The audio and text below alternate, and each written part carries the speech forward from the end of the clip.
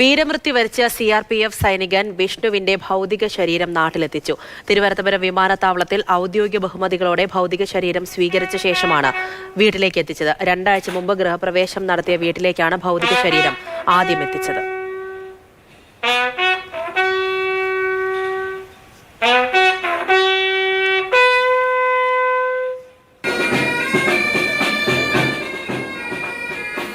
പന്ത്രണ്ട് വർഷത്തെ രാജ്യസേവനത്തിനിടയിൽ CRPFിലെ സൈനികനായിരുന്ന വിഷ്ണു മനസ്സിൽ കൊണ്ടു നടന്ന ഏറ്റവും വലിയ ആഗ്രഹങ്ങളിലൊന്ന് അത് ഈ വീടായിരുന്നു.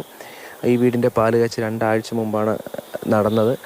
ഈ കൊത്തിവെച്ചിരിക്കുന്ന പേര് പോലും അത് വിഷ്ണുവിൻ്റെ മനസ്സിൽ തെളിഞ്ഞ പേരായിരുന്നു. പനോരമ എന്ന പേര് മക്കളുടെ പേരാണ്.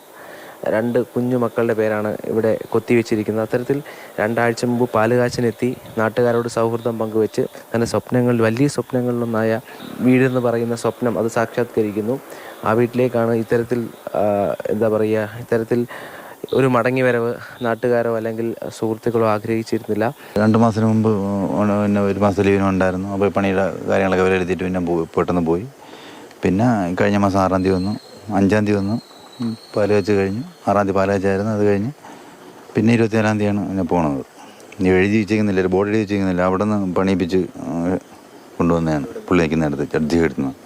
ഈ വീടുമായി ബന്ധപ്പെട്ട് അദ്ദേഹത്തിന് വലിയ ഓർമ്മകളുണ്ട്. അദ്ദേഹത്തിൻ്റെ സ്വപ്നങ്ങളിൽ ഏറ്റവും വലിയ ഭാഗം വീടുമായി ബന്ധപ്പെട്ടതായിരുന്നു.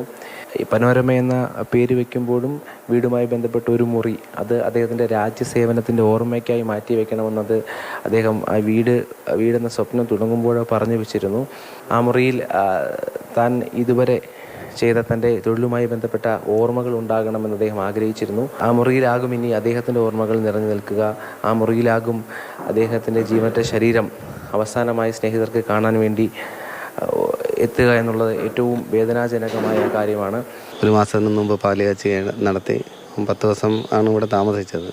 എന്നിട്ടാണ് ഇതിനിപ്പം പോയത്, യാത്രയായത്.